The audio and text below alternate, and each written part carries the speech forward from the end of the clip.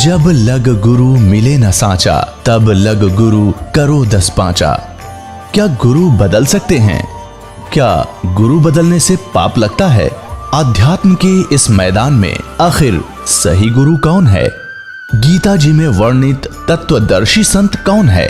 इन सभी प्रश्नों के उत्तर जानने के लिए अवश्य सुनिए जगत गुरु तत्वदर्शी संत रामपाल जी महाराज के मंगल प्रवचन। परमात्मा कहते राम नाम कड़वा लागे मीठे लागे दाम, और दुविधा में दोनों गए माया मिली न राम। वो 5 लाख फिर दे दो भगवान तो सत्संग सुन लेते के रखे बला टला करे।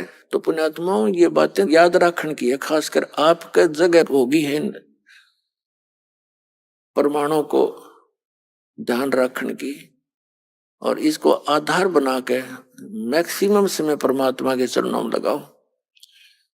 हम किस लिए माया जोड़ रहे हैं? एक तो अपने आसपास में प्रभुता पाने के लिए, दूसरे लोग दिखावा कोठी बंगले बनाने के लिए, तीसरे विवाह शादी में बच्चों का विवाह करते हैं तब ड्रामाबाजी करने के लिए। ये भक्तों के लक्षण नहीं होते। भक्त इन सभी परंपराओं को त्यागते हैं तभी भक्त बनते हैं। बीड़ी शराब मांस तंबाकू का सेवन नहीं करना, विवाह शादियों में हमने बिल्कुल खर्च नहीं करना। परमात्मा ने संयोग जोड़ रखा होता है, उसी के बनाए संस्कार हैं। हम उसके अंदर और अन्य घुसपैठ करते हैं तो भगवान राजी नहीं होता। जैसे डीजे बजाते हैं, फिर दहेज देते हैं, तो इस तरह की जो चीजें हैं ये हमने खत्म करनी पड़ेंगी। जब हमारा बेटा या बेटी परमात्मा से संबंधित हो गया तो समर्थ आप सहारा देगा। 2 रोटी देनी है मालिक ने, सबको देगा। परमात्मा अपनी महिमा आप गाते हैं कि पौ फाटी पगड़ा भया और जागी जिया जून, सबका हो को देता है वो चौथ समाना चून। सुबह उठते ही सभी जीव जंतु जाग जाते हैं और परमात्मा सबको जैसा जिसका आहार है चौथ समाना चून। कण कीड़ी मन हाथी को वो प्रतिदिन देता है। कीड़ी को चींटी को एक कण की आवश्यकता है, हाथी 40 किलो खाता है, तो सबकी व्यवस्था उसने कर रखी है। तो इसलिए हम परमात्मा पर आश्रित होंगे तो वो सब कुछ कर सकता है।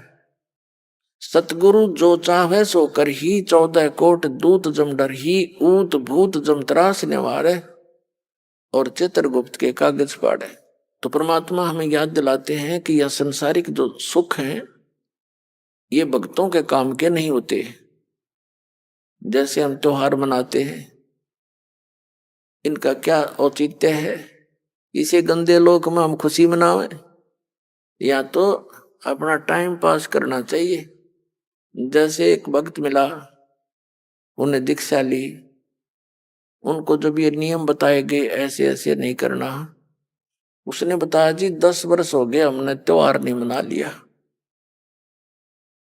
कोई ऐसी दुर्घटना घटती है कोई घर में चाचे ताऊआ के या रिश्तेदारी में बहन मामा बुआ के कि हमने 10 वर्ष हो गए कोई त्योहार नहीं मना लिया, तो फिर कहाँ गए वो त्योहार?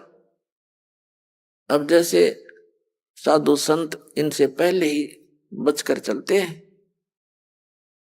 एक विवाह हुआ एक लड़के का, पहले दिन तो डीजे बजा रहे हैं, सारे नाच कूद रहे हैं, सब बहन भी बेटियां भी कंजरियां की तरह गली में नाचे। ये कोई जीवन है? ये कौन सी सभ्यता ग्रहण कर ली हमने? प्रथम तो भक्तों का वैसे ही ये काम की नहीं, और आम समाज ने भी ना करने चाहिए। जो भक्ति से दूर है बहन बेटियां भी सड़े आम उसमें सड़क पर नाचे, और वो बूढ़े लोग आप भी गेला डूंगे मारे। ये कोई बात हुई? कहाँ गई बुद्धि? मती मारेगी सबकी। अध्यात्म ज्ञान से दूर हो गए। पश्चिमी सभ्यता को हम इन मीडिया के माध्यम से बुराई को ग्रहण करते जा रहे हैं, इसको दूर करना है। ये भक्ता के काम की नहीं, बाकी चाहे कोई कुछ भी करो, बस उनको भी यही प्रार्थना है कि यह बुराई कति करण की नहीं है।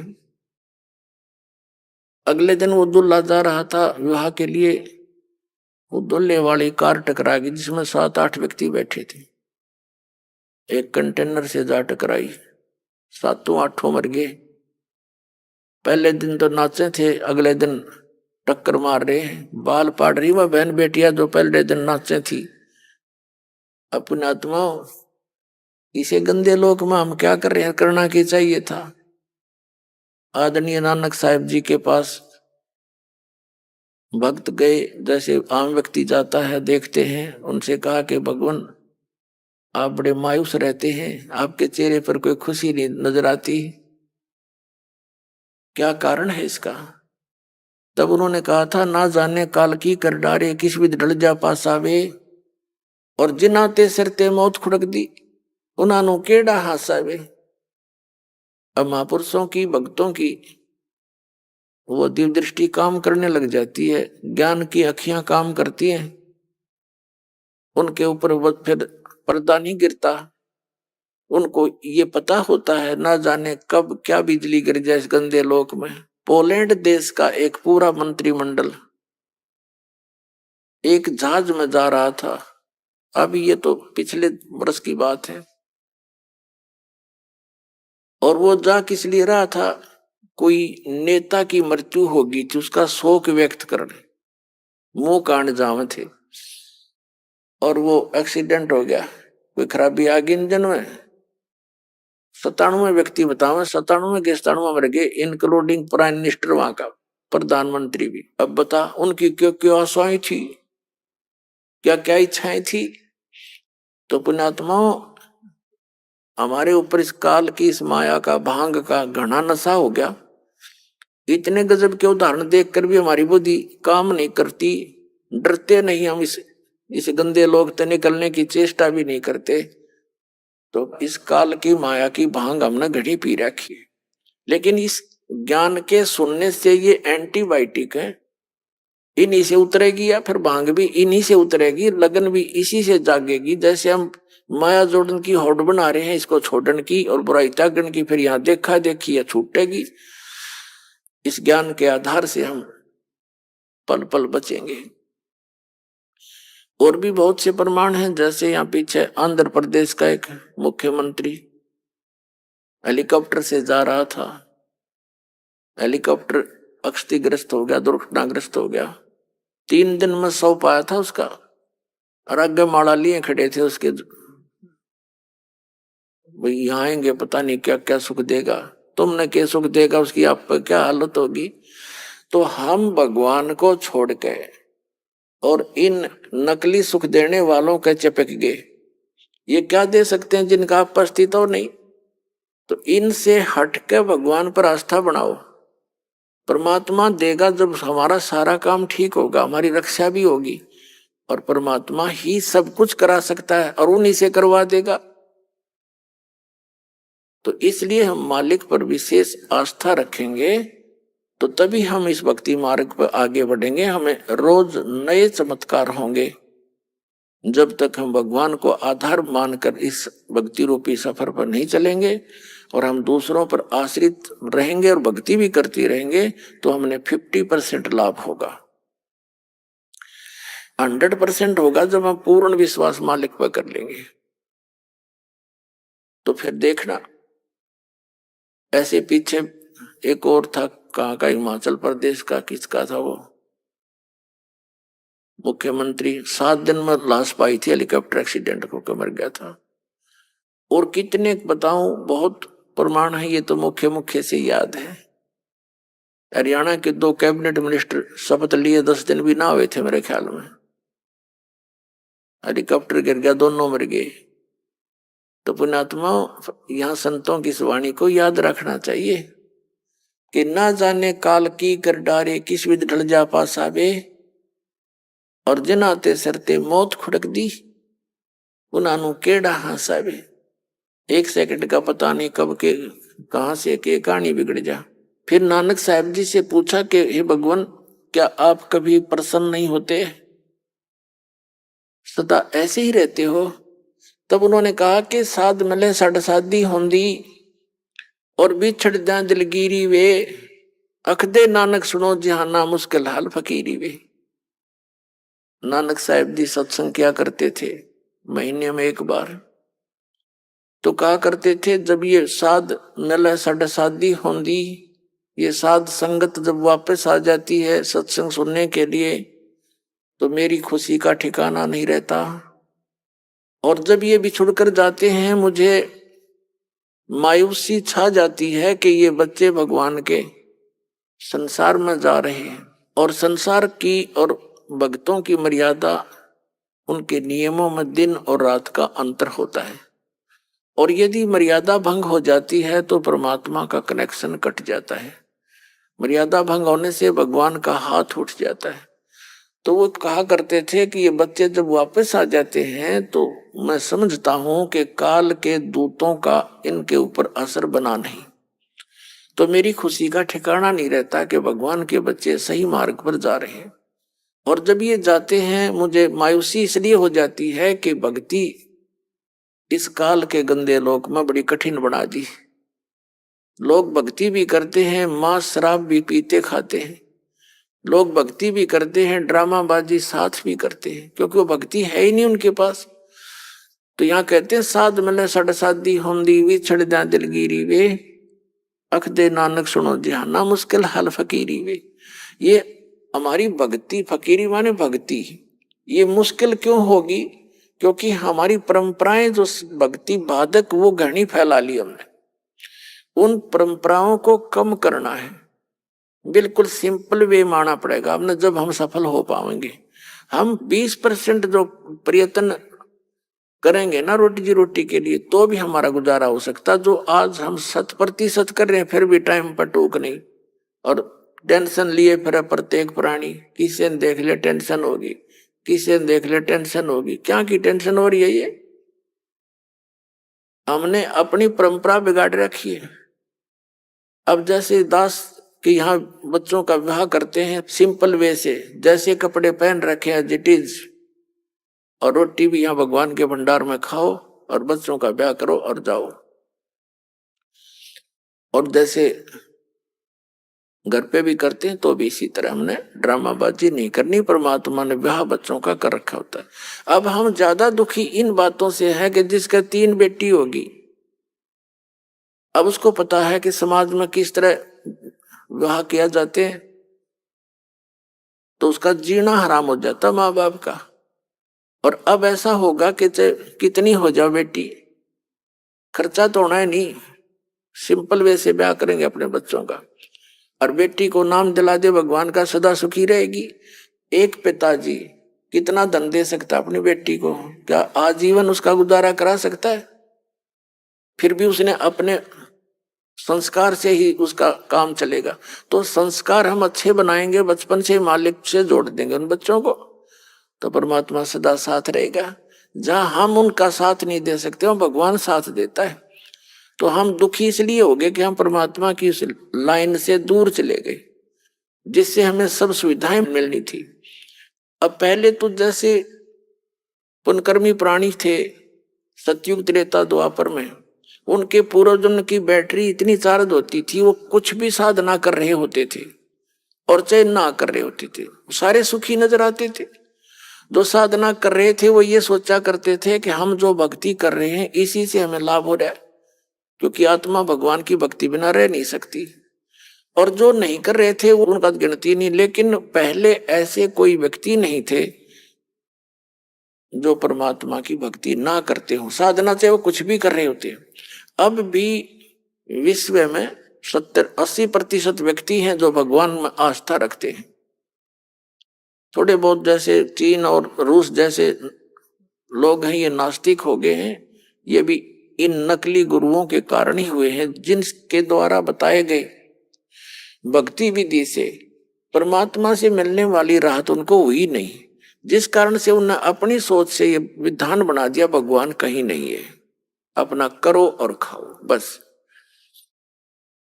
और काल यही चाहता है कि इनको ऐसी उल्टी पट्टी पढ़वा दूं, ऐसा गलत भक्ति मार्ग बतवा दूं, इनको अध्यात्म लाभ हुआ नहीं, ये नास्तिक हो जा।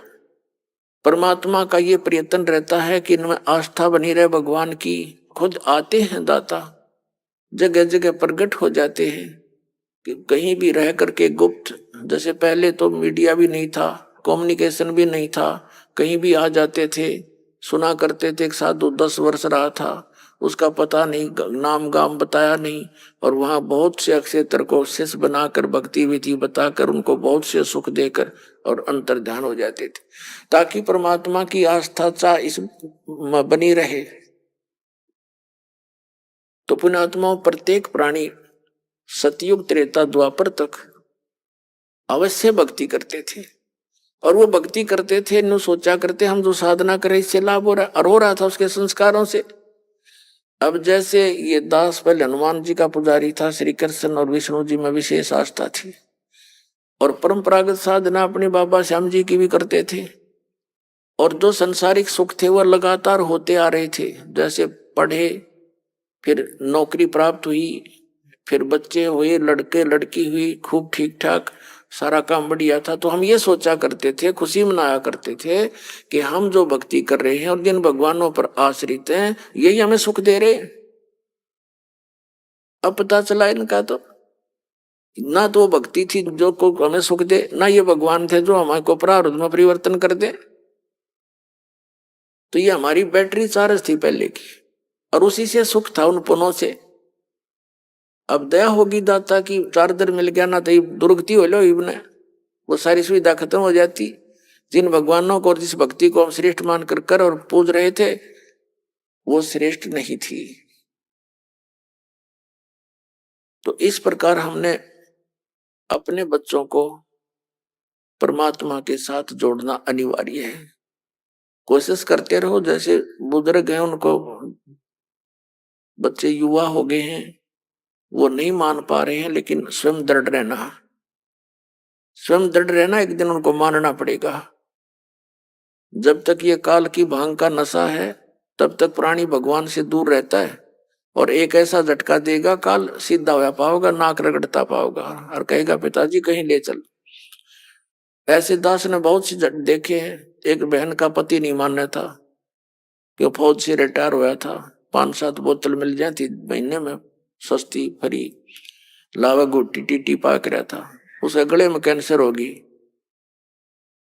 2 साल के बाद वो लड़की नाम ले रही थी।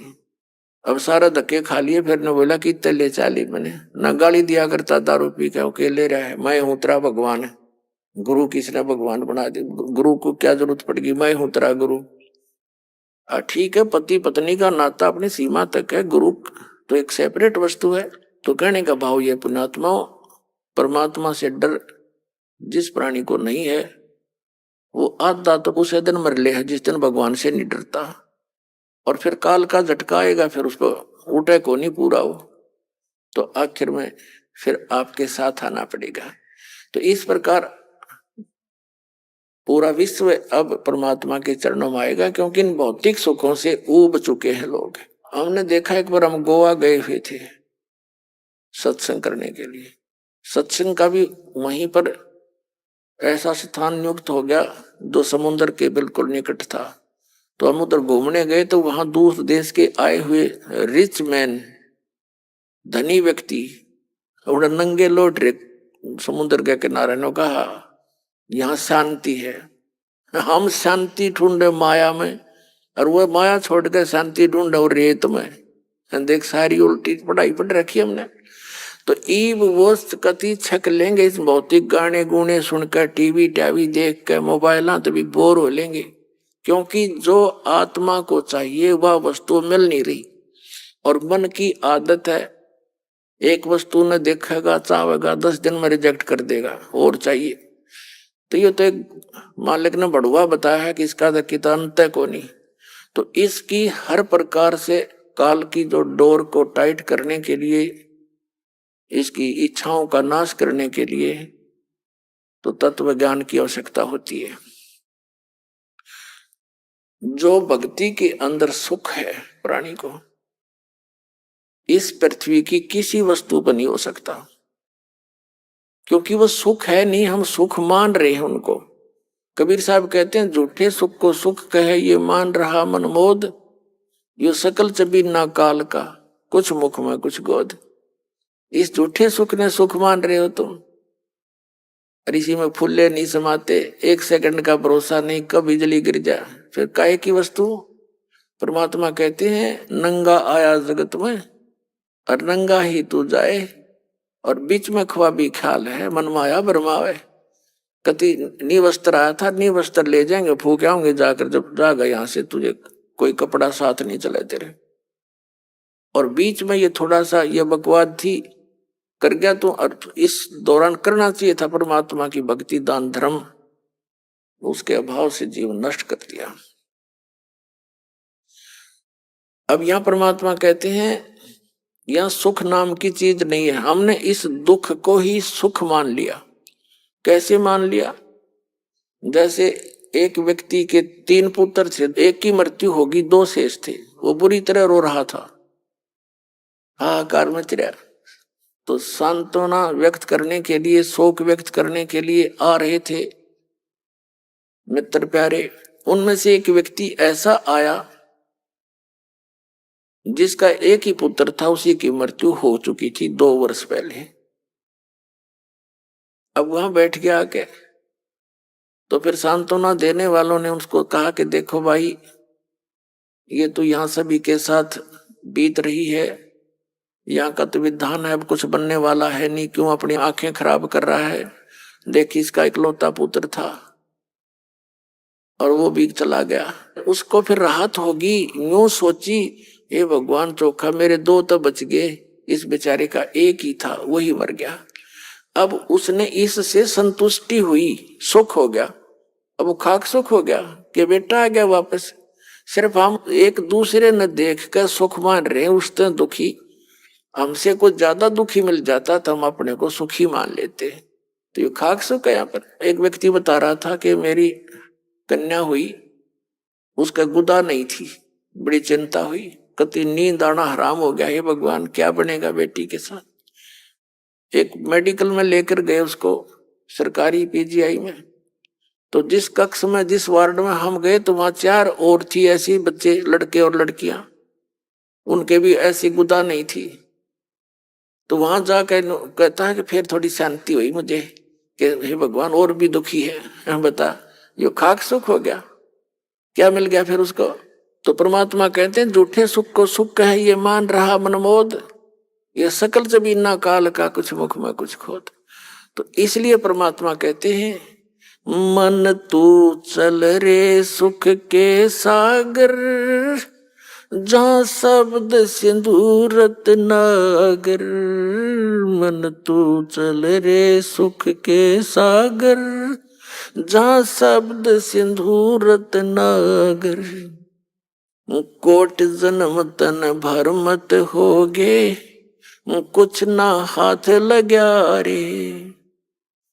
कुकर सुकर खर बया बोरे, कौवा हंस बुगारे। मन तू चल रे सुख के सागर, जहाँ शब्द सिंदूरत नागर।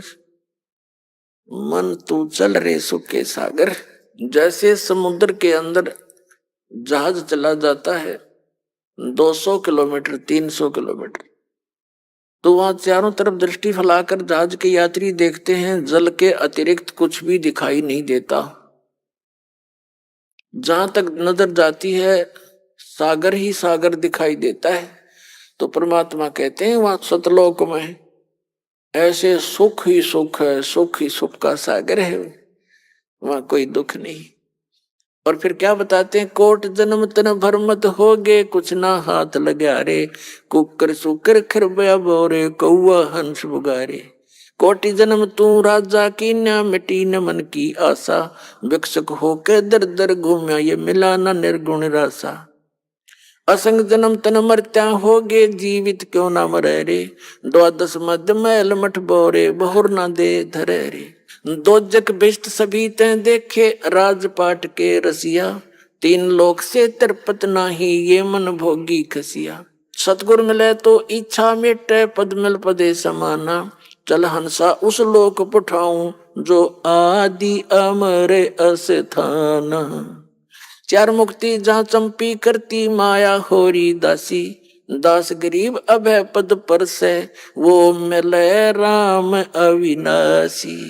अब क्या बताते हैं, मन तू चल रे सुख के सागर, जहां शब्द सिंधुरत नागर। कहते हैं कोट जन्म तन भरमत हो गए और कुछ नहीं हाथ लगा रे, कुकर सुकर खरबा बोरे कौआ हंस बगारे। कोटि जन्म तू राजा की न्याह, मिट्टी न मन की आशा, भिक्ष को कह तू दर दर घूमया और मिला नी निर्गुण रासा। अब क्या बताते हैं परमात्मा, इंद्र कुबेर ईश की पदवी और ब्रह्मा वरुण धर्मराया, विष्णु नाथ के पुरकू जाके तू फिर भी वापस आया। अपने आत्मा अध्यात्म ज्ञान के अभाव से हमने असंख्यों मनुष्य जीवन नष्ट कर दिए। भक्ति भी करते थे, साधना भी करते रहे, लेकिन मोक्ष नहीं हुआ। गीता जी अध्याय नंबर 18 के श्लोक नंबर 62 में गीता ज्ञानदाता कहता कि अर्जुन तू सर्व भाव से उस परमेश्वर की शरण में जा जो गीता ज्ञानदाता से अन्य है। उसकी कृपा से ही तू परम शांति को और सनातन परम धाम को प्राप्त होगा। गीता जी अध्याय नंबर 15 के श्लोक नंबर 1 से 4 में इसका सारांश है कि तत्वदर्शी संत की पहचान बताई है, जो उल्टे लटके हुए संसार रूपी वृक्ष के सभी विभागों को जानता है।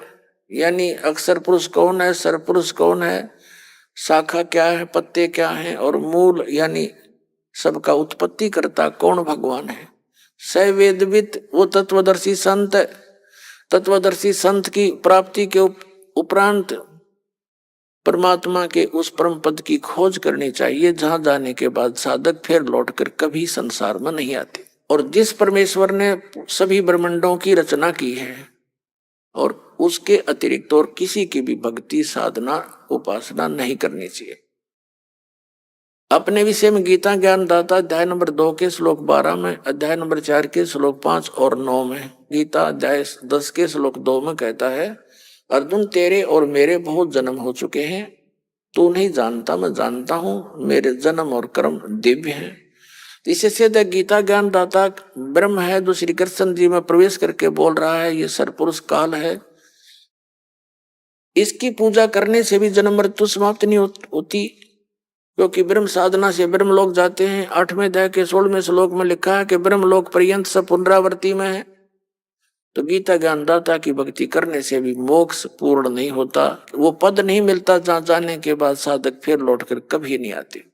श्री ब्रह्मा रजगुण, श्री विष्णु सतगुण, श्री शिव जी तमगुण की भक्ति करने से भी जीव जन्म मृत्यु में ही रहता है। जैसे देवी भागवत गीता प्रेस गोरखपुर से प्रकाशित सचित्र मोटा टाइप, उसके 123 पृष्ठ पर भगवान विष्णु और शंकर स्वयं स्वीकार कर रहे हैं कि हमारा जन्म मृत्यु होता है, हम नित्य नहीं है, अविनाशी नहीं है।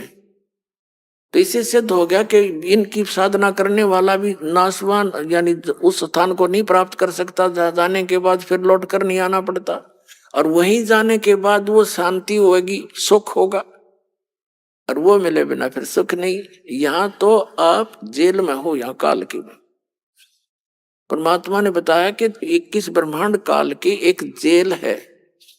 एक पुण्य एक पापी आया, एक है सोम दलेल बे और गरीब दास सतपुरुष भजन बिन, सब ही इस काल की जेल रे। हम सभी काल की जेल में हैं, जो सत साधना नहीं करते, चाहे पुण्य करते हैं चाहे पाप करते हैं। पुण्य के आधार से स्वर्ग चले गए, पाप के आधार से नरक, दोनों खाली करके फिर यहीं आ गए और फिर सटार्ट ऐसे ही। तो ये चक्र परमात्मा की दया से अब समाप्त हो सकता है। अब क्या बताते हैं परमात्मा कि कोटि जन्म तन भरमत हो गए, कुछ नहीं हाथ लगा रे। जैसे अभी कथा सुनाई आपको, एक मुख्यमंत्री, उसने अपने जीवन की बहुत बड़ी उपलब्धि समझी होगी मुख्यमंत्री बन जाना। अब मुख्यमंत्री भी उसके पिछले पुण्य थे, पिछली बैटरी चार्ज थी, उसी से वो बना। आगे अपने कल्याण के लिए तो सोचा ही नहीं, ऐसा हवा में उड़ जाता ये मन, और 1 मिनट में मृत्यु होगी। अब पता नहीं कहां भूत बनकर भूखा प्यासा घूम रहा होगा वो प्राणी। तो पुण्यात्माओं, परमात्मा के सभी बच्चे हैं, चाहे कोई आज अपने पुण्य से प्रधानमंत्री बन रहा है, चाहे पुण्य से वो मुख्यमंत्री बना है, चाहे गरीब है, अमीर है, चाहे किसी भी पोस्ट पद को प्राप्त है, वो भगवान भूल गया, सबसे बड़ी गलती है उसकी। और दास का उद्देश्य है कि इन प्रमाणों को याद दिलाकर, ये इंजेक्शन लगा कर एंटीबायोटिक इसको सचेत कर दूं प्रत्येक प्राणी को जो भगवान की आत्मा काल के द्वारा भ्रमित है, अपना अनमोल जीवन नष्ट कर रहे हैं, ये फिर से सुधर जा, पेट का गुजारा भी करते रहे। इसमें एक सब्जेक्ट और जोड़ देना चाहिए, भक्ति वाला, और वो भक्ति हो शास्त्र अनुकूल। वो विश्व में किसी के पास है नहीं, इस दास के पास है। तो इतना आसान है, भक्ति भी करते रहे, अपना काम भी करते रहो, लेकिन मर्यादा में रहना पड़ेगा। मोक्ष होया पड़ा फिर दिखता को नहीं।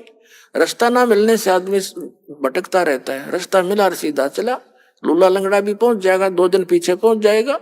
रास्ता ठीक नहीं मिल रहा, हमारे को मिसगाइड कर रखा, कोई इधर भरमा दिया, कोई इधर भरमा दिया, तो दिशा भ्रष्ट कर दिया हम सबको। परमात्मा के उस अध्यात्म ज्ञान के आधार से अब सबको दिशा ठीक देना चाहता है दास। अब परमात्मा बताते हैं कि कोटि जन्म तन भरमत हो गए, कुछ नहीं हाथ लगा रे। जैसे आदरणीय नानक साहिब जी के पूर्व जन्मों की कथा बताई है। सतयुग में ये पुण्यात्मा राजा अम्बरीश थे, और इतने धार्मिक व्यक्ति थे, ऐसे धार्मिक राजा थे, कहते हैं इनके राज्य में जितना इसका क्षेत्र था, बकरी और शेर एक ही घाट पर पानी पीते थे। यानी उसकी भक्ति की कमाई से प्रत्येक प्राणी में अहिंसा खत्म हो गई थी। और एक बार ये जिसने सिद्ध ऋषि मानते थे दुर्वासा जी ने जाके उनके साथ ज्ञान संवाद किया था, और अपने ज्ञान को उनके ऊपर थोपना चाहा था बाई फोर्स। और राजा अम्बरीश ने पहले तो उनके सामने हाँ भर ली, लेकिन अपनी क्रिया वो कर रहा था वही करता रहा। नेक्स्ट टाइम जब वो आया दुर्वासा को फिर वही क्रिया करते हुए राजा को देखा तो गुस्सा हो गया वो। उसने सुदर्शन चक्कर से शीश काटने के लिए, अम्बरीश को मारने के लिए सुदर्शन चक्कर छोड़ दिया। अब वो सुदर्शन चक्कर राजा अम्बरीश पर अटैक ना करके वापस दुर्वासा की तरफ मुड़ गया उसी को मारने के लिए। अब दुर्वासा भाग लिया, सिद्धि से उड़ गया, पहले शिव जी के लोक में गया। शिव जी ने कहा भी मेरे बस की बात नहीं, तू यहां से निकल। फिर ब्रह्मा जी के पास गया, ब्रह्मा जी ने भी हाथ जोड़ दिया, भाई ये मेरे बस का नहीं है, तू निकल यहाँ से, मुझे मरवाएगा। अब विष्णु जी के पास इसलिए नहीं जा रहा था क्योंकि राजा अम्बरीश विष्णु जी के पुजारी थे। आखिर में उसने वहां जाना पड़ा। जब भगवान विष्णु जी के पास वो पहुंचा तो सुदर्शन चक्र 10 कदम नीचे रुक गया हवा में। तब विष्णु जी ने पूछा कि बोल भाई ऋषि जी, क्या गुस्ताखी कर दी तूने, सुदर्शन चक्र क्यों तेरा पीछा कर रहा है। उसने फिर सारी कहानी बताई, जी ऐसे ऐसे मैंने राजा अम्बरीश के साथ बदतमीजी कर दी। विष्णु जी ने कहा कि उसी के पास जाओ, वो क्षमा करेंगे तो तेरी माफी होगी, मैं नहीं कर पाऊंगा। अब अब दुर्वासा वहां बैठ के विष्णु जी के चरणों में, हे भगवान, उसको इतनी संतुष्टि तो होगी थी दुर्वासा को कि यहाँ आने से ये रुक गया, खड़ा हो गया, दूर तेरे पे असर नहीं कर पा रहा। तो कहता है भगवान मुझे आपके शरण से कहाँ भेज रहे हो, मुझे मार डालेगा है। तो विष्णु जी ने कहा मैं नहीं कुछ कर पाऊंगा, चरण उसके पकड़ जाके अम्बरीश के। तो और चारा ना देखा, चल पड़ा। एक बार पीछे देखा, आगे न बाजे। राजा अम्बरीश के चरणों में जाकर कहा मुझे माफ करो। राजा अम्बरीश ने वो सुदर्शन चक्र हाथ में पकड़ लिया और शांत करके उसका दे दिया, ले तेरी तोब है। और भक्ति का मार्ग न्यारा है, ये सिद्धियां पिद्धियां ये तो बच्चों के खिलौने हैं। तो इतना विद्वान था और ऐसा भक्ति युक्त था वो प्राणी। अगले जन्म में वो राजा अम्बरीश राजा जनक हुए, और राजा जनक के समय भी उस जीवन काल में उसने हजारों की संख्या में यज्ञ किए, और जिस कारण से बहुत से जहां वो यज्ञ किया करते वो तीर्थ भी प्रसिद्ध हैं। और एक सुखदेव नाम के ऋषि थे, माँ के गर्भ से बैटरी चार्ज थी उसकी पिछले जन्मों की, बाहर आती आकाश में उड़ के चला गया था, पिता माता के मुख भी नहीं देखा था और गुरु धारण नहीं कर रखा था उसने। भगवान विष्णु ने उसको अपने लोक से वापस कर दिया था कि तू निग्रह है, गुरु नहीं है तेरा, गुरु बना। भगवान विष्णु ने कहा था सुखदेव ऋषि को कि राजा जनक को गुरु बनाओ। अब वो बाल ब्रह्मचारी राजा जनक गृहस्थी सुखदेव ऋषि के सामने एक समस्या उत्पन्न हो गई थी कि भी मैं तो बाल ब्रह्मचारी और त्यागी और वैरागी सन्यासी एक गृहस्थी को कैसे प्रणाम करूंगा। इस काल ने हमारे कई बंधन बांध रखे हैं ताकि वो भक्ति ना कर ले। मान बड़ाई सबसे बड़ी दुश्मन है इस प्राणी की। कबीर साहब कहते हैं राज तजना सहज है, सहज तरिया का ने, और मान बड़ाई ईर्षा दुर्लभ तजना ये। अरे इनके तजे बिना भगवान नहीं मिल सकता। कहने का भाव ये है, अंत में उसने राजा जनक से दीक्षा लेनी पड़ी। दास जो आज के सत्संग में जो सिद्ध करना चाहता है कि ऐसी पुण्यात्मा राजा जनक, ऐसा भक्ति युक्त एक सन्यासी ने चरणों में माथा टेका और शेष बनना पड़ा। और फिर वो क्या हुआ, कैसे चलता है ये काल हमारे को। जब पुण्यों से युक्त राजा जनक शरीर छोड़कर विमान में बैठकर जा रहा था, रास्ते में एक नरक था। उस नरक के अंदर 12 करोड़ आत्माएं उसमें अपना दुख भोग रही थी, हाहाकार मचा था। अब संत साधु दयालु होते हैं। राजा जनक ने उन पायलटों से कहा कि विमान रोको, ये रोने की आवाज कहां से आ रही है, पता करो। तो उन्होंने बताया कि जी यहाँ एक नरक है, इस नरक में अपने पापों का भोग भोग रही हैं सभी आत्माएं। तो राजा जनक ने कहा कि इनको छोड़ दो, इनका दुख मेरे से देखा नहीं जाता। तो पार्षदों ने जो साथ आए हुए थे भगवान के दूत, उन्होंने कहा कि नहीं राजा, यहाँ आपका हुक्म नहीं चलता, यहाँ तो धर्मराज के आदेश से सब कुछ होता है। तो उन्होंने कहा कि धर्मराज से मेरी बात कराओ, अन्यथा मुझे भी यहीं छोड़ दो। ये सारी समस्या धर्मराज के पास फोन किया उन्होंने। धर्मराज ने कहा कि राजन आप आ जाओ, इनका अपना कर्म इनके भोगना ही पड़ता है, या तो जैसा कर्म प्राणी करता है उसको भोगना पड़ेगा, आप अपने स्वर्ग में जाओ। राजा जनक ने कहा कि नहीं, या तो इन सबको छोड़ दो, ना मुझे भी इसी में डाल दो, मैं नहीं जा सकता आगे। अब धर्मराज आ गया वहां पर। उसने एक विकल्प रखा कि राजन एक विकल्प है इसका, आप अपने पुण्य इनको दान कर दो, संकल्प कर दो, फिर हम इनको निकाल देंगे इस नरक से। तो राजा जनक ने अपने 50% पुण्य उनके निमित्त कर दिए। अब वहां से वह सभी आत्माएं निकाल दी और स्वर्ग में राजा जनक के साथ भेज दी।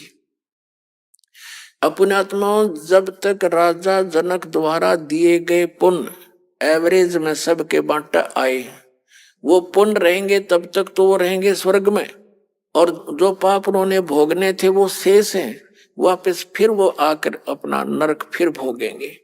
और उधर से राजा जनक 50% का उसका झाड़ा ले लिया, वो खाली कर दिया। अब फिर बाकी का समय अपना स्वर्ग में व्यतीत करके वही पुण्यात्मा नानक जी बने।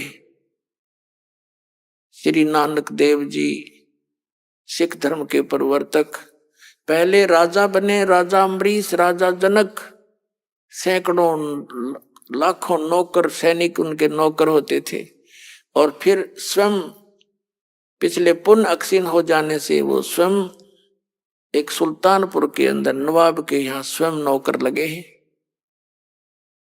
अब देखो परमात्मा की फिर रजा, जो जन मेरी शरण है ताका हूं मैं दासे, गेल गेल लाग्या फिरूं जब तक धरती आकाश। अब जैसे सतयुग त्रेता द्वापर में ये प्राणी तकरीबन आस्था मालिक में रखते हैं, गणे से दुखी ना होते हैं, और कलयुग में पाछे फिर इनकी सारी पुण्य पिछले तकरीबन समाप्त हो लेते हैं, और जो साधना ये करेंगे उनसे आगे बेनिफिट होना नहीं, क्योंकि वो शास्त्र विरुद्ध है। तो परमात्मा ने ये समय इसलिए सिलेक्ट किया था कि इस समय सबकी बुद्धि ठिकाना आ जाएगी और ज्ञान समझ लेंगे, और मैं जो मार्ग बताऊंगा उससे इनको सुख मिलेगा जो भगवान से मिला करता है, तो मुझे आसानी से पहचान लेंगे। तो नानक साहब जी को परमात्मा के स्वयं मिले बेई नदी पर, और सचखंड लेकर गए, वहां की सारी व्यवस्था दिखाई, तो वापस छोड़ा। उसी दिन से नौकरी भी त्याग दी। ऐसी लगन लगी उस मालिक की। और फिर ये बताया कि मैं काशी में आया हुआ धानक रूप में, जुलाहे रूप में वहां रहता हूँ, आ जाना। जब वहां जाकर दे काशी में जुलाहे धानक के रूप में क्रिया करते हुए उसी परमात्मा को जिसको सतलोक में देखा था, तब कहा था फाई सूरत मलुकी वेश ए ठगवाड़ा ठगी देश खरा सियाना बोता भारी लोगों धानक रूप रहा करता। ये बैठा भगवान, ये बैठा परमात्मा। हाँ, फिर उसकी कोई नहीं माने, क्योंकि वहां जुलाहा की कॉलोनी में सब इकट्ठे हो गए और कहें देख पंजाब का व्यक्ति पागल हो गया नीरू के बेटे को भगवान बतावे। फिर परमेश्वर ने कहा कि भक्त अब कोई फायदा नहीं इनको कुछ कहने सुनने का, आप अपनी भक्ति करो। 12 वर्ष तक नानक साहब जी डंडोरा पीटते रहे, देश प्रदेश में जा जाकर ऋषि महर्षियों के साथ उन्होंने उनके छक्के छुड़ा दिए ज्ञान के आधार थे, लेकिन वो ढीठ माने नहीं और ना जनता को मानने दिया। उस समय नानक साहब के बहुत कम शिष्य थे, बाद में फिर धीरे धीरे उनकी कृपा होती रही। ये सिख समाज एक बहुत विस्तार के साथ हो गया। 600 वर्ष के अंदर ये सारा कुछ इतना प्रफुल्लित हुआ। तो परमात्मा अब इसी प्रकार हमें याद दिलाते हैं, कोट जन्म तन भरमत हो गए कुछ नहीं हाथ लगा रे, अब कुकर सुकर खर भोरे कौआ हंस बगारे। अब इसी कंसेप्ट को क्लियर करने के लिए पुण्यात्मा आपको एक प्रमाण दिखाते हैं। ये जिस पुण्यात्मा की भांग उतरगी होगी इस ज्ञान के सुनंत है, ये भी इतनी देर का जो सत्संग आपको किया गया है, इस आत्मा के ऊपर चोट लगाई है ताकि यू होश में आ जा, थोड़ा इस ज्ञान को सुन ले। और जब तक ये थोड़ी सी नशा नहीं उतरता, इतनी सतर्क नहीं होती, और यहाँ बैठा बैठा भी इधर उधर के तगड़म बगड़म लगाए रहता है, वहां नो करना था, वहां ऐसे करना था, पता नहीं क्या हो रहा होगा। तो यहाँ इस ज्ञान से वो खत्म होंगे पहले तो जो मन भ्रमित करता है। अब ये ज्ञान अंदर समाएगा, आपके अंदर जाएगा तो तभी तो ये अपना काम करेगा। अब आपको एक ऐसा इतिहास दिखाते हैं, आपका कलेजा हिल जाएगा। जो साधनाएं तो आप कर ही नहीं रहे हो, जो इन महापुरुषों ने साधनाएं की उसके बाद इनकी ये ब्रह्मटी हुई। और अब कलयुग में तो वो भक्ति भी को नहीं जो वेदों अनुसार हुआ करती थी। तो आज के जो मार्गदर्शक है वो बिल्कुल ज्ञानहीन और भक्तिहीन प्राणी है, उनके पास कोई भक्ति नहीं ना कोई ज्ञान है। तो उनके बताए मार्ग से जो साधना करें अपना जीवन नाश करें। आपको दिखाते हैं महावीर जैन की कथा। ये महावीर जैन जी जो जैनियों का 24 में तीर्थंकर माने जाते हैं, ये कौन थे और जैन धर्म के प्रवर्तक कौन थे? श्री ऋषभदेव जी, वो प्रथम तीर्थंकर हैं, उनको आदिनाथ भी कहते हैं। ऋषभदेव के पोते थे मारीची, भरत के पुत्र राजा थे ऋषभदेव जी। इनको परमात्मा मिले थे स्वयं जाकर के, जैसा वेदों में विधान है कि वो परमात्मा सतलोक से चलकर आता है, अपनी अच्छी आत्माओं को मिलता है, अपने रूप को सरल कर लेता है, क्योंकि वहां तो बहुत तेजों में रूप है मालिक का, मनुष्य सदृश है। तो इसी अपने लीला अनुसार ऋषभदेव को मिले थे। ऋषभदेव जी को ज्ञान कराया, सत्संग सुनाया। ऋषभदेव जी प्रेरित हो गए, भगवान के लिए तड़फ गए एकदम, क्योंकि पिछले संस्कार प्रबल थे। लेकिन परमात्मा की बात को स्वीकार ना करके अन्य ऋषियों से जो ज्ञान वो परंपरागत सुना करते, उसी के आधार से घर से निकल गए अपने बच्चों को राज दे करके। और वैसे ही लोकवेद के आधार से 1 वर्ष तक तो वो निराहार रहे, यानी बगैर कुछ खाए पिए। फिर 1000 वर्ष तक तप किया, घोर तप किया। और फिर जब साधना संपूर्ण की तो प्रथम धर्म देशना कहते हैं दीक्षा। तो प्रथम दीक्षा अपने पोते भरत के पुत्र मारीची को दी। और वही मारीची आगे चल के 24 में तीर्थंकर महावीर जैन हुए। तो जो ऋषभ देव जी जैसी साधना करते थे, कुछ वेदों का आधार था, ओम नाम था, हठ योग ये काल की प्रेरणा थी, उसकी करने वाले प्राणी पर भी कितने कष्ट आए। अहे इंद्र कुबेर ईश की पदवी, ब्रह्मा वरुण धर्मराया, विष्णुनाथ के पुर को जाके तू फिर भी वापस आया। अहे अब देखो, आओ जैन धर्म को जाने एक पुस्तक है, ये इन जैनियों के द्वारा ही लिखी गई है।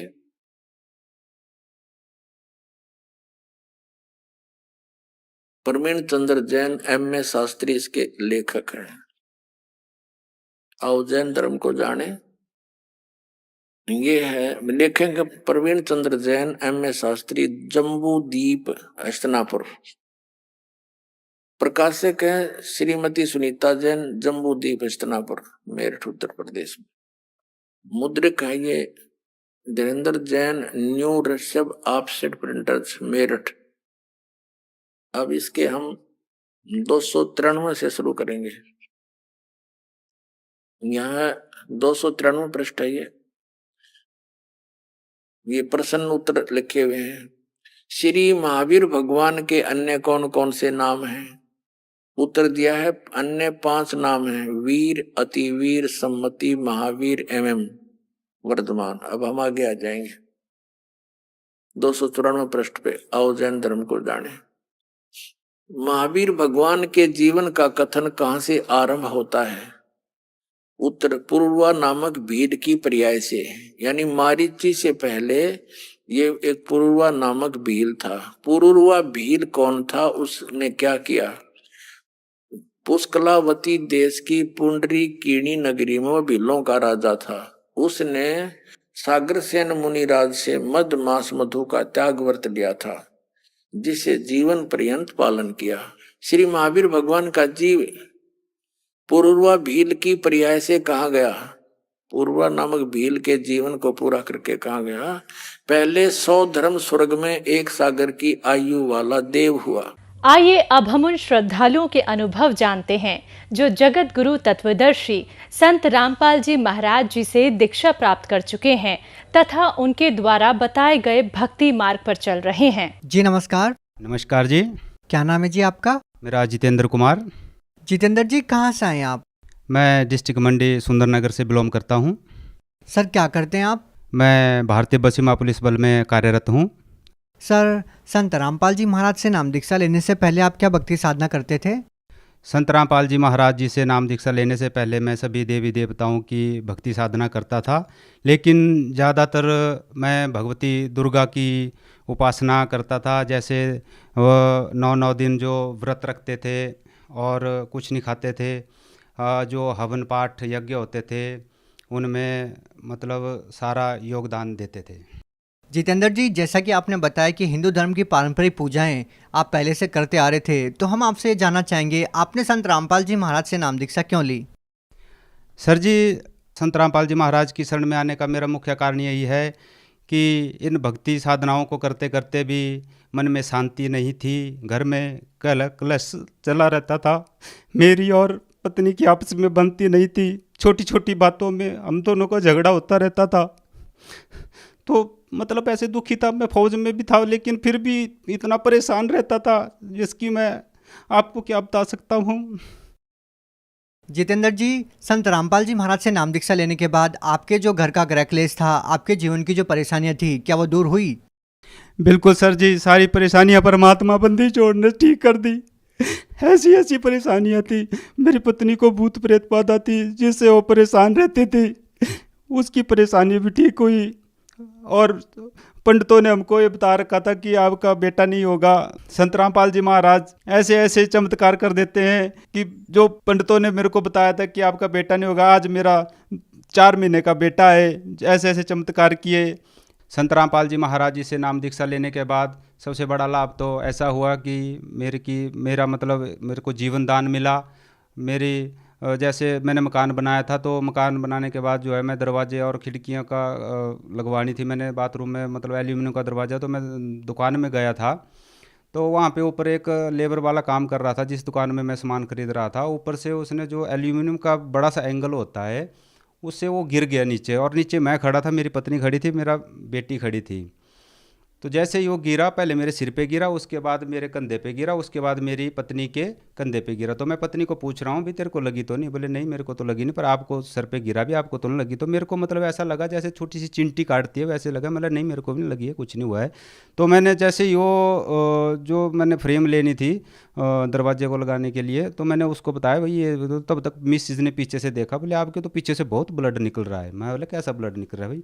आगे मैंने जैसे ही हाथ लगाया तो पूरा खून में खून निकला, और मैंने ज़ोर से ऐसे पकड़ लिया हाथ को। मैं बोला भाई ये तो बहुत ज़्यादा चोट लग गई। और मैं हॉस्पिटल में गया। हॉस्पिटल में मतलब उसी भाई को बोला, मैंने बोला भाई बाइक स्टार्ट करो, आपके पास कोई गाड़ी? क्योंकि उस टाइम मेरे पास कोई गाड़ी नहीं थी। तो वो उसने अपनी बाइक में बैठा के, पीछे एक लड़का और बैठा के मेरे को वहाँ पे ले गया हॉस्पिटल में। हॉस्पिटल में जैसे ही मैंने, उसने स्टिचिंग लगाने, भाई आपको कोई भी उसका इंजेक्शन है? मैंने कोई बात नहीं, आप करो उसमें। जैसे ही उसने बाल बुल काटे और स्टिचिंग वगैरह की, तो 5 स्टिच लगे सर जी मेरे सर पे। तो उसने बोला मेरे को भी आप तो बिल्कुल ठीक है ना, आपको चक्कर आया ना कुछ आया? मतलब मन में उसको तो क्या बताना था मैंने, लेकिन मन में सोचूं कि आज मेरी मौत थी, लेकिन संत रामपाल जी महाराज ने आज मुझे एक नया जीवन दान दिया। और एक लाभ ये था कि मैं बहुत नशा करता था। मतलब मेरी पत्नी कहती थी कि आप ये नशा छोड़ दो। मैं बीड़ी भी पीता था, और वैसे चुपके से पीता था। उसमें भांग भी पी लेता था, कभी कभी खैनी खाता था, जर्दा भी खाता था। तो जगत गुरु संत रामपाल जी महाराज जी से बताई हुई दीक्षा के अनुसार जो भक्ति साधना बताई, और उसके अनुसार मैंने बीड़ी पीना सब कुछ छोड़ दिया। मतलब दिल ही नहीं किया नाम दीक्षा लेने। जैसे मैं जो नामदान सेंटर होता है उसमें नाम दीक्षा लेने के लिए गया, तो पहले मुझको तो बोल दिया कि अपना जो आपके पास जितना भी नशे का सामान है उसको बाहर ही रख दो, क्योंकि अंदर नहीं लेके जाना पड़ता है। तो मैं जैसे ही अंदर गया, तो उसके बाद जैसे नाम दीक्षा ली, तो मेरी आत्मा में ऐसा निर्मल आत्मा हो गई मेरी, जैसे पता नहीं कितना बोझ मेरे शरीर से बाहर निकल गया। और सर जी जैसे मतलब एक शांति की फीलिंग आती है। जैसे हम कहीं मंदिर में जाते हैं, कहीं जाते हैं, तो एक शांति ढूंढने के लिए जाते हैं। उस शांति को ढूंढने के लिए मैंने 10-15 साल बर्बाद कर दिए। अपने मंदिरों में जाता था, लेकिन शांति का कोई नाम था, घर में कलह क्लेश ही रहता था।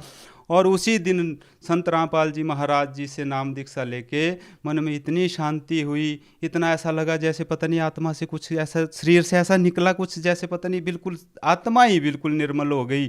बस कुछ मतलब शांति आ गई। ऐसे नशे का तो नामो निशान, मतलब आज तक मैंने कभी सोचा भी नहीं कि मैं इस चीज़ को करूँगा। चाहे मेरे सामने इधर उधर कोई फौज में होता है, कई बार इधर उधर बैठे होते हैं, कोई दारू पी रहा है, कोई बीड़ी पी रहा है, या कोई कुछ कर रहा है, तो मतलब परमात्मा की दया से आज तक कभी दिल ही नहीं किया इस चीज़ को करने के लिए। जितेंद्र जी, जैसा कि आपने बताया कि पहले जो आप नशा करते थे वो नशा आप चाहकर भी नहीं छोड़ पा रहे थे, तो सर आपके जीवन में ऐसा क्या परिवर्तन आया कि आपने संत रामपाल जी महाराज से नाम दीक्षा लेते ही नशा छोड़ दिया? ऐसा क्या होता है कि जो भी संत रामपाल जी महाराज से नाम दीक्षा लेता है वो तुरंत नशा छोड़ देता है? क्या संत रामपाल जी महाराज आप लोगों को नशा छुड़वाने के लिए कोई दवाई या जड़ी बूटी देते हैं जिसको लेने के बाद आप लोग नशा छोड़ देते हैं?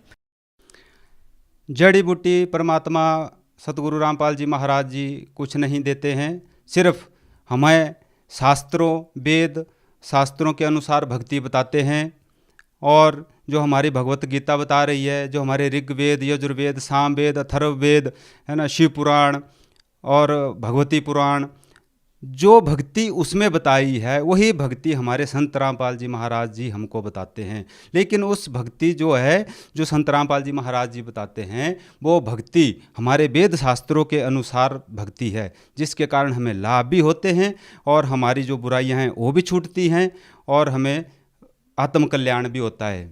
जितेंद्र जी, एक बात बताइए, जो लोग आज भी नशा करते हैं और वो आपकी तरह नशा चाहकर भी नहीं छोड़ पा रहे हैं, तो क्या वो भी संत रामपाल जी महाराज जी से आपकी तरह नाम दीक्षा लेंगे तो क्या उनका भी नशा छूट जाएगा? बिल्कुल सर जी, बिल्कुल। अगर कोई भी जो आज मुझे सुन रहा है, कोई जगत का भाई, तो अगर संत रामपाल जी महाराज जी से नाम दीक्षा लेगा, मैं 100% वन कह के साथ, जब मेरा नशा छूट सकता है तो उस भाई का भी छूट सकता है। अगर जिसको परमात्मा की चाह है, जो परमात्मा को पाना चाहता है, जो परमात्मा की शरण में आना चाहता है, उसका नशा 101% छूट सकता है। भगत जी, नशा तो आपका छूटेगा ही, लेकिन आपके घर के जो, जैसे मेरे घर में पहले छोटी छोटी बातों पे कहला कलेश होते रहते थे, वो भी ठीक होंगे। और आपको कोई भी बीमारी हो, उसको भी परमात्मा अपने भक्ति साधना से, जो हमारे वेद शास्त्रों के अनुसार है, उसको बताते हैं, उससे वो भी ठीक होगी। सर, आपने एक और बात बताई कि संत रामपाल जी महाराज से नाम दीक्षा लेने के बाद आपके घर की भूत प्रेत की बाधा ठीक हो गई। तो सर, हम आपसे जानना चाहेंगे कि जिस तरह आज के समाज में लोग अपनी भूत प्रेत की बाधा ठीक करने के लिए लाखों रुपए खर्च करते हैं, तो संत रामपाल जी महाराज ने आपकी भूत प्रेत की बाधा ठीक करने के लिए कितने पैसे लिए? संत रामपाल जी महाराज जी कोई भी पैसा नहीं लेते हैं। कुछ जगत के लोग कहते हैं कि नाम दीक्षा के लिए भी पैसे लिए जाते हैं और भूत प्रेत की बाधा के लिए भी पैसे लिए जाते हैं, लेकिन ये सब झूठ है। संत रामपाल जी महाराज जी कभी भी किसी से किसी भी चीज़ के लिए कोई भी पैसा नहीं लेते। यहाँ तक कि लोग कहते हैं कि जो इंटरव्यू देते हैं, जैसे मैं इंटरव्यू दे रहा हूँ, मेरे को भी पैसे दिए जाते हैं इंटरव्यू बोलने के लिए, लेकिन ये सब झूठ है, ये फरेब है, ऐसा कुछ भी नहीं है। संत रामपाल जी महाराज जी उल्टा उपकार करते हैं, लेकिन कभी भी किसी से कोई पैसा नहीं मांगते। सर, संत रामपाल जी महाराज ने आपकी पत्नी की भूत प्रेत की बाधा ठीक करने के लिए आप लोगों को कोई तंत्र विद्या या कोई क्रियाक्रम बताया, जिसको करने के बाद आपकी पत्नी की भूत प्रेत की बाधा ठीक हो गई? संत रामपाल जी महाराज जी ने हमें कोई भी क्रियाक्रम, कोई भी कर्मकांड ऐसा कुछ भी नहीं बताया था जिससे मेरी पत्नी की भूत बाधा ठीक हुई। संत रामपाल जी महाराज की शरण में जाने से ही स्वतः मेरी पत्नी की भूत प्रेत बाधा अपने आप ठीक हो गई है। वो आप कहते हैं कि वो संत हैं, वो गुरु हैं, लेकिन वो तो पूर्ण परमात्मा के रूप में इस संसार में आए हुए हैं, लेकिन हम प्राणियों को वो आम आदमी दिखते हैं, लेकिन वो पूर्ण परमात्मा के रूप में इस संसार में आए हुए हैं। और जो भी उनकी शरण में जाता है, उनकी सारी समस्याएं पूर्ण परमात्मा संत रामपाल जी महाराज अपने आप ठीक कर देते हैं, सिर्फ मात्र नाम दीक्षा लेने से ही और मर्यादा भक्ति करने से परमात्मा बंदी छोड़ सतगुरु रामपाल जी महाराज सब ठीक कर देते हैं। सर, जो लोग आज भी भूत प्रेत की बाधाओं से परेशान हैं, उन लोगों को आप क्या कहना चाहेंगे, क्या संदेश देना चाहेंगे? मैं तो उन लोगों को बस यही संदेश देना चाहता हूँ कि इन बाबाओं के चक्करों में, इन जो तांत्रिक आते हैं, इन चक्कर में मत पड़ें और परमात्मा बंदी छोड़ सतगुरु रामपाल जी महाराज से नाम दीक्षा लें और अपने पैसे भी बचाएं और अपना जीवन को एक बहुत ही अच्छा जीवन व्यापन करने के लिए परमात्मा की शरण में आए और नाम दीक्षा लें। और भूत प्रेत क्या, हर एक चीज़ से आपको शांति मिलेगी और आपका कल्याण होगा। अगर कोई व्यक्ति संत रामपाल जी महाराज से नाम दीक्षा लेना चाहता है तो उनसे नाम दीक्षा कैसे ले सकता है? संत रामपाल जी महाराज जी से नाम दीक्षा लेना आज के लिए बहुत ही आसान है। हर एक सोशल मीडिया प्लेटफॉर्म में, चाहे फेसबुक हो, ट्विटर हो, इंस्टाग्राम हो, हर एक इसमें उनके सत्संग आते हैं, टीवी चैनलों में आते हैं। सोशल मीडिया के किसी भी प्लेटफॉर्म पे आप संत रामपाल जी महाराज जी को सर्च कर सकते हैं और उनसे जो सत्संग उनके चलते हैं उसके नीचे एक पट्टी आती है जिसमें हर एक नाम दीक्षा केंद्र का, आपके जो जिस भी जिला से आप बिलोंग करते हैं, जहाँ भी आप रहते हैं, आपको वहीं से ही नाम दीक्षा निःशुल्क दिलवाई जाएगी और आप अपने हर एक कष्ट को सतगुरु रामपाल जी महाराज जी से नाम दीक्षा लेके ठीक कर सकते हैं। जी, बहुत बहुत धन्यवाद। सत साहिब जी।